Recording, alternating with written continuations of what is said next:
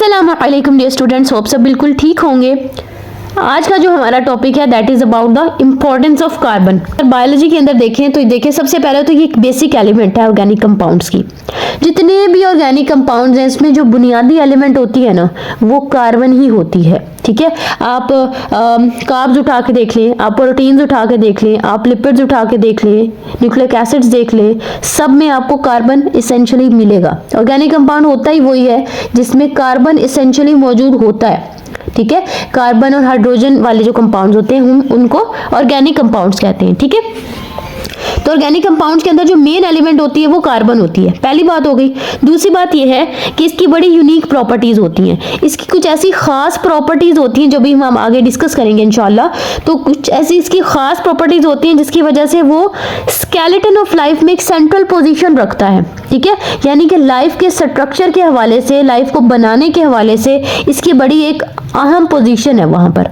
ठीक है ना, तो अब हम बात करते हैं next, carbon is tetravalent. Carbon जो है वो टेट्रावैलेंट है। अब हम इसकी कुछ खसूसियात पढ़ेंगे, कार्बन की क्या क्या खसूसियात हैं। ठीक है, कार्बन जो होती है वो टेट्रावैलेंट होती है। अगर आप देखें कार्बन के अंदर 6 इलेक्ट्रॉन होते हैं। तो जो पहला शेल है इसका उसके अंदर आपको 2 इलेक्ट्रॉन्स नजर आएंगे और जो दूसरा शेल है उसके अंदर कितने नजर आएंगे, 4 इलेक्ट्रॉन्स नजर आएंगे। अब आपको पता है कि पहले शेल में तो डुप्लेट रूल पूरा हो रहा है, यानी कि 2 इलेक्ट्रॉन्स ही होने चाहिए। बाकी जितने भी शेल्स हैं, अगर हम सेकंड शेल की बात करें, ठीक है, इसके अंदर 8 इलेक्ट्रॉन्स पूरे होना जरूरी है, ऑक्टेट रूल का कंप्लीट होना जरूरी है।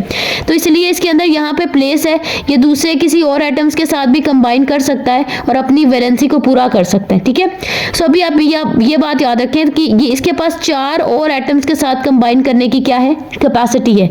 यानी कि फॉर एग्जांपल यहाँ पे हाइड्रोजन 4 लग सकते हैं। ठीक है, तो इसके पास 4 हाइड्रोजन बाइंड करने की कैपेसिटी है। वैलेंट, इसके पास जो वैलेंसी है, मजीद एटम जोड़ने की जो कैपेसिटी है वो कितनी है, वो टेट्रा है। टेट्रा किसको कहते हैं, 4 को, यानी कि 4 एटम्स को ये अपने साथ जोड़ सकता है। तो कार्बन क्या है, टेट्रावैलेंट है। ठीक है, और इसी टेट्रावैलेंसी की वजह से ये दूसरी एलिमेंट्स के साथ कंबाइन कर सकता है और कोवेलेंट बॉन्ड बना सकता है। अब मेरे बच्चों, कोवेलेंट बॉन्ड्स क्या चीज होती हैं? कोवेलेंट बॉन्ड क्या होता है?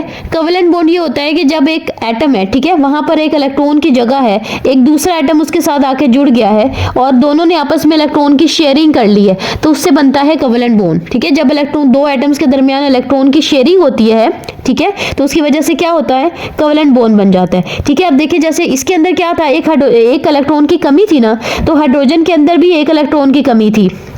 अगर मैं आप लोगों को समझाने की कोशिश करूं, यहाँ पे देखें, अगर इसका जो कार्बन का बाहर वाला शेल है, ठीक है, इसके अंदर एक इलेक्ट्रॉन की यहाँ पे जैसे कि कमी थी और हाइड्रोजन को भी डुप्लेट पूरा करना था, इसमें भी एक इलेक्ट्रॉन की कमी थी, तो इन्होंने क्या कर लिया, एक इलेक्ट्रॉन को शेयर कर लिया। शेयर करने से इनका आपस में बॉन्ड बन गया, दैट इज कोवेलेंट बॉन्ड। ठीक है, और एक कोवेलेंट बॉन्ड बनता है एक इलेक्ट्रॉन पेयर के शेयर होने से।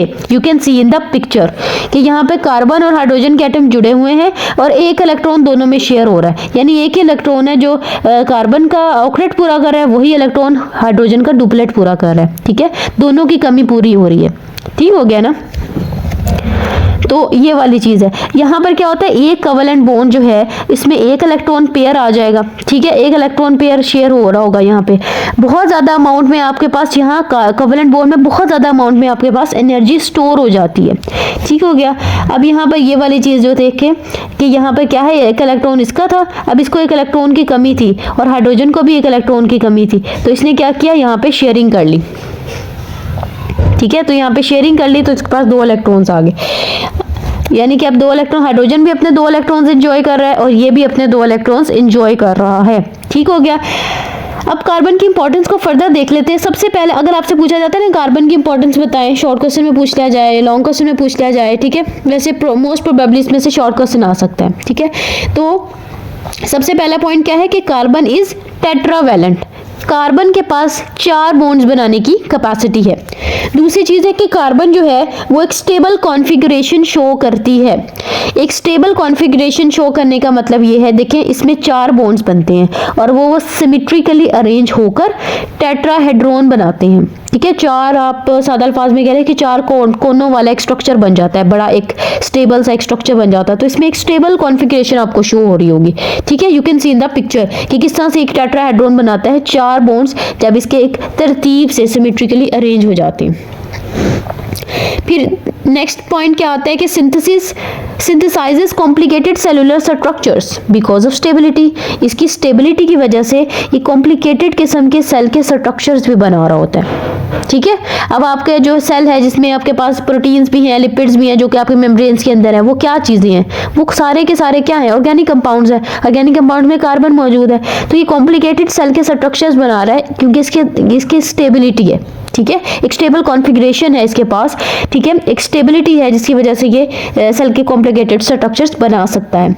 नेक्स्ट जो है, ये बहुत ज़्यादा सारे ऑर्गेनिक कंपाउंड्स बना सकता है और उसकी वजह क्या है कि इसके अंदर कैटिनेशन क्या होता है? देखिए, सिंपल कार्बन जो है ना, वो अपने साथ बहुत सारे कार्बन एटम जोड़ सकता है। ठीक है, बहुत सारे कार्बन एटम जोड़ सकता है, उसकी वजह से डिफरेंट किस्म के ऑर्गेनिक कंपाउंड्स बना सकता है। ठीक है, तो अब देखें यहाँ पर जो है वो ऑर्गेनिक मॉलिक्यूल्स का जो भी ऑर्गेनिक मॉलिक्यूल्स हैं, आपको उसके स्केलेटन में कार्बन लाजमी मिलेगा। ठीक है, तो यहाँ पे क्या है कि बहुत ज़्यादा सारे ऑर्गेनिक कंपाउंड्स भी बना रहा होता है। अब ये ऑर्गेनिक कंपाउंड जो है, देखिए कार्बन के साथ जुड़ता जा रहा है स्ट्रेट, तो ये चेन्स बना सकता है। अब चेन्स ब्रांच्ड भी हो सकती हैं, अनब्रांच्ड भी हो सकती हैं और ब्रांच्ड भी हो सकती हैं। अनब्रांच में जैसे कार्बन के साथ जुड़े जा रहा है, सीधा बिल्कुल स्ट्रेट में जा रहा है, तो ये अनब्रांच चेन है, यानी इसमें कोई ब्रांच नहीं है। फिर अगर हम इसको इसी तरह से अगर कोई इसकी ब्रांच आ जाती है, ठीक है, तो ये ब्रांच्ड हो जाएगा। सो अनब्रांच्ड एंड ब्रांच्ड इसकी चेन्स बना सकता है ये। ठीक है, या फिर रिंग फॉर्म में आ सकता है, जैसे कि इस तरह से ये जो है वो बेंजीन वगैरह में आप देखेंगे तो ये रिंग्स भी बना रहा होता है, रिंग स्ट्रक्चर्स होते हैं। ठीक है, तो ये कार्बन आपस में ही कंबाइन होकर ना स्टेबल किस्म की रिंग्स या फिर चेन्स बना सकते हैं, चेन्स या रिंग्स बना सकते हैं कार्बन एक दूसरे के साथ ही बाइंड करके। ठीक है, तो हमने क्या बात की? टेट्रावैलेंट है, इसकी स्टेबल कॉन्फ़िगरेशन है, कॉम्प्लिकेटेड सेलुलर स्ट्रक्चर बना रहा है और वैरायटी ऑफ ऑर्गेनिक कंपाउंड बना रहा है। कार्बन के साथ जुड़कर बना रहा है बहुत सारे ऑर्गेनिक कंपाउंड्स, और कार्बन दूसरे एलिमेंट्स। अब क्या है कि कार्बन जो है वो दूसरी एलिमेंट्स के साथ भी रिएक्ट कर सकता है ना। देखिए, कार्बन के साथ रिएक्ट कर रहा था, ठीक है ना, तो वो क्या बना रहा था? बहुत सारे ऑर्गेनिक कंपाउंड्स बना रहा था। लेकिन कार्बन दूसरी एलिमेंट्स के साथ अदर देन कार्बन भी कंबाइन कर सकता है और उससे भी बहुत ज़्यादा ऑर्गेनिक कंपाउंड्स बना सकता है। ठीक है, इसको आपने ऐसे याद रखना है फून से। ठीक है, FHONS। ठीक है, ये निमोनिक है जो आपने याद रखना है। तो इसमें देखें आपके पास पी से क्या है? फॉस्फोरस है, ये फॉस्फोरस के साथ भी अटैच हो सकता है और जो है वो बॉन्ड बना सकता है, हाइड्रोजन के साथ बना सकता है, ऑक्सीजन के साथ बना सकता है, नाइट्रोजन के साथ बना सकता है और सल्फर के साथ बना सकता है। ठीक है जी, तो अब हम इसको 1 बाय 1 देखते हैं। मोस्ट इंपॉर्टेंटली तो हाइड्रोजन, ऑक्सीजन और आपको नाइट्रोजन ही नजर आएंगे। कार्बन हाइड्रोजन बॉन्ड की अगर हम बात करते हैं तो इसमें आपके पास लिपिड्स एंड कार्ब्स आ जाते हैं। कार्बोहाइड्रेट के अंदर और लिपिड्स के अंदर आपको कार्बन और हाइड्रोजन के बॉन्ड्स मिलेंगे। ठीक है, और ये जो कार्बन हाइड्रोजन बॉन्ड है, ये एनर्जी का स्टोर, ये बेसिकली सोर्स ऑफ एनर्जी होते हैं। जब ये कार्बन हाइड्रोजन बॉन्ड टूटेगा आपको एनर्जी मिलेगी। ठीक है, तो सेल की एक्टिविटीज के लिए एनर्जी चाहिए होती है ना, तो कार्ब जैसे कि ग्लूकोज है, ठीक है, ग्लूकोज टूटता है, उसकी वजह से क्या मिलती है? ATP मिलती है, एनर्जी मिलती है। ठीक है, तो कार्बन हाइड्रोजन बॉन्ड्स होते हैं कार्ब्स के अंदर और लिपिड्स के अंदर, जब वो टूटते हैं तो उसके नतीजे में एनर्जी मिलती है। सो ये कार्बन हाइड्रोजन बॉन्ड की बात हो गई। यहाँ सब तक हमने हाइड्रोजन की बात कर ली। अब हम आगे ऑक्सीजन पर आते हैं। कार्बन ऑक्सीजन बॉन्ड की बात करें तो कार्बोहाइड्रेट के अंदर आपको कार्बन ऑक्सीजन का बॉन्ड मिलता है जिसको हम ग्लाइकोसिडिक लिंकेजेस कहते हैं। हमने देखिए मोनोसेक्राइड जो होते हैं वो आपस में लिंक होते हैं, कार्बन ऑक्सीजन कार्बन इस तरह से। तो ये क्या होता है कि हमारे पास ग्लाइकोसिडिक लिंकेज होता है। कौन सा? कार्बन और ऑक्सीजन का बॉन्ड। ये कहां पर होता है? आपके पास कार्बोहाइड्रेट के अंदर होता है लिंकेज। ठीक है, ग्लाइको याद रखें कार्ब से। ठीक है, तो कार्ब्स ग्लाइकोसिडिक लिंकेज, ये बेसिकली मोनोसेक्राइड को लिंक कर रहा होता है, उनसे मिलकर फिर वो कार्ब बनता है। ठीक है, तो ये क्या करता है? जो कॉम्प्लेक्स जो कार्बोहाइड्रेट मॉलिक्यूल्स हैं उनको एक स्टेबिलिटी प्रोवाइड कर रहा है। देखिए मोनोसेक्राइड्स आपस में इसकी वजह से ही तो जुड़े हुए हैं, वो एक स्टेबल स्ट्रक्चर बना पा रही है। कार्बन एंड नाइट्रोजन का लिंकेज एमाइनो लिंकेज होता है जो कि आपके पास प्रोटीन्स में पाया जाता है। इसकी वजह से क्या होता है? पेप्टाइड बॉन्ड्स बनते हैं। पेप्टाइड बॉन्ड्स किसके दरमियान बनते हैं? दो अमीनो एसिड के दरमियान पेप्टाइड बॉन्ड बनेगा और इसकी वजह से मिलते जाएंगे पूरा एक प्रोटीन का स्ट्रक्चर बन जाएगा। सो ये भी प्रोटीन का स्ट्रक्चर बना रहे हैं, ये भी एक ऑर्गेनिक कंपाउंड का स्ट्रक्चर बना रहे हैं। और ये बहुत इंपॉर्टेंट है, cause of diversity in structure and function. Structure and function में डाइवर्सिटी की वजह से ये बहुत ज़्यादा इंपॉर्टेंट है। नेक्स्ट है आपके पास इसके अंदर क्या होता है? कार्बन एंड फॉस्फोरस होता है, जिसको हम कहते हैं फॉस्फोडाइएस्टर बॉन्ड्स। ये भी हम जब कंपाउंड्स को डिटेल में पढ़ेंगे ना, न्यूक्लिक एसिड्स, प्रोटीन्स वगैरह, फिर आपको इंशाल्लाह इनके बॉन्ड्स वगैरह के नेम भी याद हो जाएंगे और समझ भी आ जाएगी कि किस तरह से वो बॉन्डिंग कर रहे हैं। अभी फिलहाल इतना याद रखें कि कार्बन और फॉस्फोरस बॉन्ड्स कहाँ पर होते हैं? न्यूक्लिक एसिड्स के, ठीक है। Secondary and tertiary structures of proteins के दरमियान आपको क्या मिलेगा? कार्बन एंड सल्फर के बॉन्ड मौजूद होते हैं इनमें, प्रोटीन चेन्स के दरमियान में। सो इस तरह से हमारे पास जो है वो कार्बन डिफरेंट एलिमेंट्स के साथ भी बॉन्ड बना के कई तरह के ऑर्गेनिक कंपाउंड्स बना रही होती है। अगर आपको इसका डिफरेंस आ जाता है, इसी तरह से आपने मतलब प्रॉपर इसका टेबल बनाकर हेडिंग्स दे के लिखने। सबसे पहली बात तो इसकी डेफिनेशन बताएंगे कि ये लार्ज मॉलिक्यूल्स होते हैं, लार्ज बायोलॉजिकल मॉलिक्यूल्स होते हैं, ये स्मॉल बायोलॉजिकल मॉलिक्यूल्स होते हैं। एग्जांपल इसमें आप देखें, प्रोटीन्स हैं, फैट्स हैं, सेलुलोज है, ठीक है। सेलुलोज बेसिकली कार्बोहाइड्रेट होता है और फैट्स में लिपिड्स, बेसिकली लिपिड्स की बात हो रही है, और ये प्रोटीन्स आ गए, ठीक है। और इसमें जो है माइक्रो में आपके पास ग्लूकोज आ गया, फैटी एसिड्स आ गए, अमाइनो एसिड्स आ गए। देखिए अमाइनो एसिड छोटे छोटे जो है वो छोटे छोटे अमाइनो एसिड्स मिलकर एक बड़ी प्रोटीन बना देते हैं, ठीक है जी।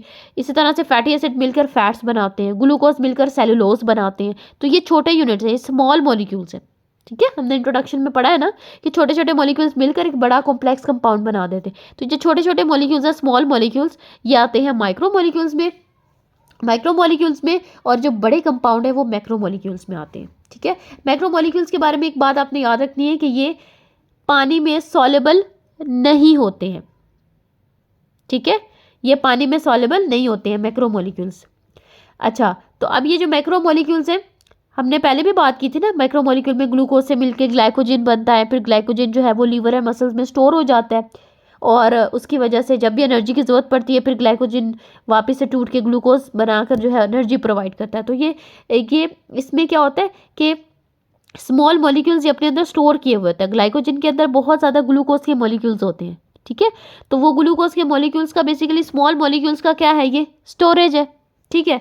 और ये एनर्जी प्रोवाइड करता है जब ज़रूरत पड़ती है, ठीक है। जबकि यहाँ पे क्या होता है, माइक्रो मॉलिक्यूल्स के अंदर क्या होता है? ये तो सब यूनिट्स होते हैं, छोटे छोटे यूनिट्स होते हैं, और इनकी वजह से आगे फिर फर्दर बड़े बड़े मॉलिक्यूल्स बन सकते हैं, ठीक है। जैसे अमीनो एसिड मिलकर प्रोटीन्स बना सकते हैं, ग्लूकोज से मिलकर ग्लाइकोजन बन सकता है, ठीक है। ये भी सोर्स ऑफ एनर्जी होते हैं, ठीक है। जैसे ग्लूकोज है, टूट के उससे एनर्जी बनती है ना, तो ये सोर्स ऑफ एनर्जी है, ठीक है। या फिर ये क्या बना सकते हैं? बड़े मॉलिक्यूल्स बना सकते हैं।